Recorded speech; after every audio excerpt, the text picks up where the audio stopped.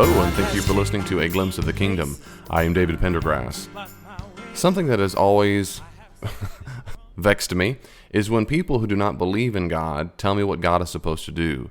If you don't know this, a very common argument, I guess it is an argument, but certainly a protest by atheists and skeptics when it comes to God's existence, is it goes something like this. If God were to exist, or if God did exist, he would or she would or it would do this. It's the would. God would do this. It's very common when you listen to debates and discussions and so forth. I want to say just a couple or a few very quick things about that. I don't find that convincing. I don't. You need to ask the person who says this to you, tell me why it is that God would necessarily do what it is you think the God should or would do. Why is that? I often hear it on the same topics. For example, the creation of the universe, or the way the universe is designed. If God did exist, you would see the universe more efficient, or you wouldn't see it so large, or you wouldn't see it with so many planets, or you wouldn't see such destruction. Because, of course, the assumption is God would have designed the universe differently than what he did. Now, to those particular thing I'd say is, we know based on the laws of nature as we understand them, it necessitates that the universe be the size it is, and the constants and quantities be what they are so that it produces life. In other words, there are reasons why it is the way it is. But let's forget that for a second. I'm still baffled by the demand that God would have designed the universe a certain way if God exists. Well, I do think God exists. I'm convinced of it. But it's a legitimate question to the person who raises the question.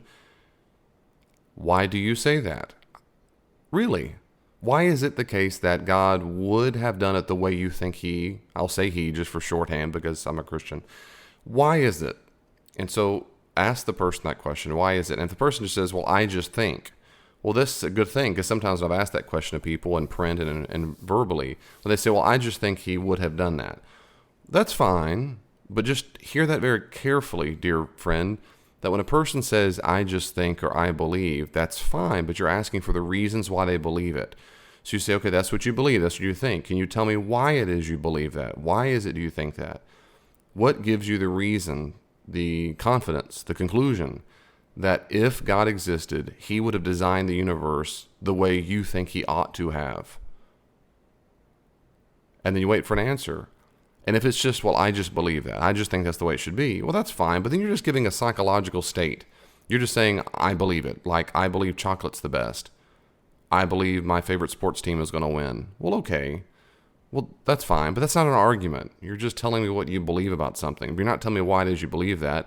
And if you don't tell me why it is, and there's no evidence for that belief at all, well, then I don't find that convincing. Now, I might believe it too because I want to, because I like you a whole lot, atheist, and I change my mind. But that's not compelling to me. Another very common area to hear this is when it comes to suffering and pain and evil. If God existed, God would do X, Y, Z. God would not allow pain and suffering. If God existed, God would disallow animal suffering. He would disallow rape and torture and so forth, if God existed.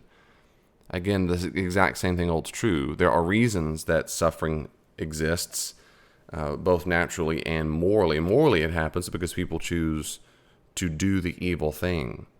So there are answers to why it occurs. My question is a different response to them, which is, why is it? What is it about God's existence that would necessitate God doing something a certain way? And when a person says something about suffering and evil and God, what I have found to be the case is they have a hidden assumption. The assumption is that if the kind of God they think would exist, then that God would do X, Y, Z. But that's the question.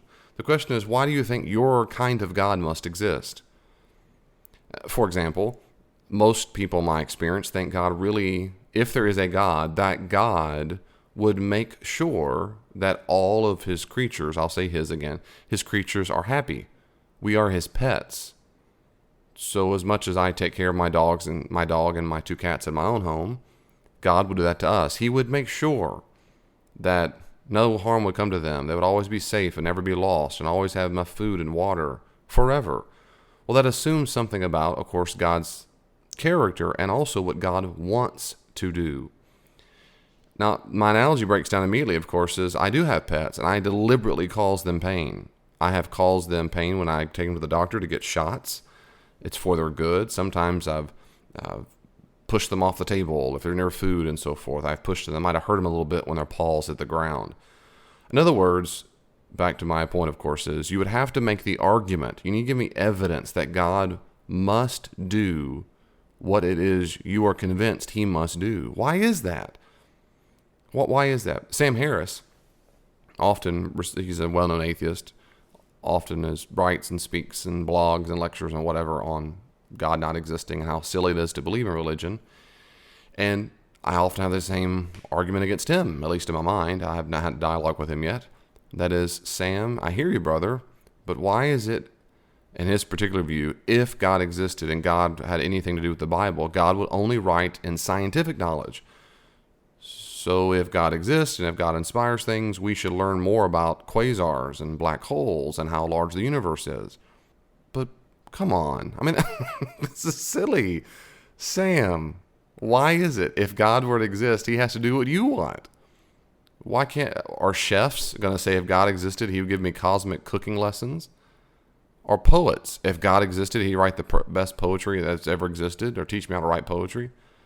If I were a mechanic, God would teach me about fuel injectors or old school carburetors. I mean, it just seems silly and it's profoundly arbitrary.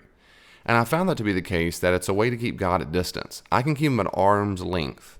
I can always find a way not to believe in him or his existence as long as I keep saying, well, I mean, if God did exist, that he would do X, Y, Z, and why doesn't he do it? And you theist or you Christian have to give me an answer right now why he's not doing that. I just don't find that convincing at all. Having said that, I sympathize with people who don't like suffering and evil. I don't like it either. So it's not like I don't have an emotional response, but intellectually, it's silly. It's nonsense. If someone said, well, I'm talking to a person, I say, I'm married. And I go, really? And they go, oh, really? Well, tell me about her. Where is she? Well, she's not right here. Oh, really? But you believe in her? Well, yeah, I believe in her. Well, let me see her. Well, I can't right now. She's not in the room. Well, what's she like? Well, she's, brunette. And what? She's a brunette. Yeah, she has brown hair. No. Because if your wife did exist, she would have blonde hair. And I said, why is that? Well, she would. I said, my wife is from Florida. Oh, well, that's exactly. Of course she'd have blonde hair. Now, why is that? Well, the hidden assumption is every person who comes from Florida must have blonde hair. Notice there's a hidden assumption. There's a whole bunch of hidden assumptions. Well, my question is, why is that? Why is it my wife, skeptic, gets to decide what my wife is? This is nonsense. The traits of my wife, or including myself, anybody's, it's the way they are. Now, there are contingent realities like the color of my wife's hair and the color of my hair. I could dye it if I wanted or whatever, what's left over. Of course, there are contingent qualities, but my point is you don't get to have me or my wife in ways that I am not currently. I want David shorter. Well, I'm not. I want David to be Asian. Well, I'm not. Well, if you would exist, you'd be Asian. I mean, this becomes dumb. It's a dumb demand, but that's exactly what so many atheists and skeptics do to slam the argument and shut it down. Well, if your God did exist, then this would happen. I'm going back over and over. Why is that? First off, there's probably a good Christian response to whatever it is whatever they think is problematic. Secondly, why do you get to decide what God would or would not do? And what reasons do you have for that? What evidence do you have that God would do it your way? Why is that? And thirdly, I'd say is you don't get to have God the way he's not. The question is, does God exist, and what do we think God has revealed about himself? And then does that comport with reality? Does it comport with reality that humans seem to be really good, but also corrupted? They can do good and do evil. And that all people do the same thing. And that it seems like people have always been doing that. I mean, going on the story, the answer is, well, yeah, it is. Well, that's the Christian story. That's how humans behave. Well, does all the world look illusory? Is it all illusion? Well, no. Well, that's Hinduism's. Big chunks of Hindus are gone. I mean, on and on it goes. The point is, just look at reality. And especially, of course, when you get to the face of Jesus. Does Jesus and the historical record demonstrate the kind of truth that we think comports the best reality? You might disagree with that. That's fine. But at least we're dealing with reality. And we're not saying, well, if Jesus did exist, he would be a black woman. I mean, this... So, anyway, that's silly. And we don't, on any kind of authority, get to arbitrarily decide who and what God is. The question is there a God, and what kind of God is he? And one, I'm just trying to be as fair as I can, as usual, trying to be fair. If I said the Muslim God did not exist, or their conception, why? Because if Allah did exist, he would do blank, blank, blank. Well, no, we don't talk that way. We figure out, okay, you say Allah exists. Now let's see if that understanding, the characteristics, comport with reality, comport with what is revealed. And so anything else, you're just assuming from the beginning that something doesn't exist because he or she or it doesn't fit your mold. That strikes me as unfair, just like my analogy with my wife. But anyway, just some quick reflections on that. So maybe one quick reflection of encouragement, if you are a Christian. Are there any ways that you are convinced God must be, or things he must do for him really to exist and or for him to be good in your life? And I did a few talks and I think podcasts and blogs on this before, but I always struck with Matthew chapter 11 when the John the Baptizer is in jail and he sends his disciples to Jesus' disciples and say, is he the one to come or not? Jesus in essence says, yes, I am. He says, the blind can see, the deaf can hear, and so forth. And then he says, and blessed is the one who takes no offense at me. It sure seems to me the implication is John the Baptizer is really on the edge, or he is being offended because Jesus is not rescuing him. John the Baptizer thought that Jesus was coming to baptize everyone with fire. His timetable's off. And apparently he's offended by it. Well, that's because he had expectations for Jesus. So even in Jesus' own ministry, people had expectations all the time. Well, I do too. And I find myself the most angry and the most upset with God, the Father, Son, and Spirit, when he did not meet my expectations. That's true for atheists. It's true for Christians. The question is, what kind of God is he really? Because we only get God the way he is. And praise God for that, because he's good. See you next time. Thank you so much for listening to the podcast. I really do hope that you enjoyed it. I hope you'll listen more. If you want more, go to davidpendergrass.com. There are tabs at the top that let you have access to all the podcasts I've recorded, to sermons I've done, books I've written. They're all there at davidpendergrass.com. You can also check me out on Facebook, facebook.com/glimpse of the kingdom, facebook.com/glimpse of the kingdom, and also look at my Twitter feed at glimpse the kingdom or at Dr. D. Pendergrass, at Dr. D. Pendergrass.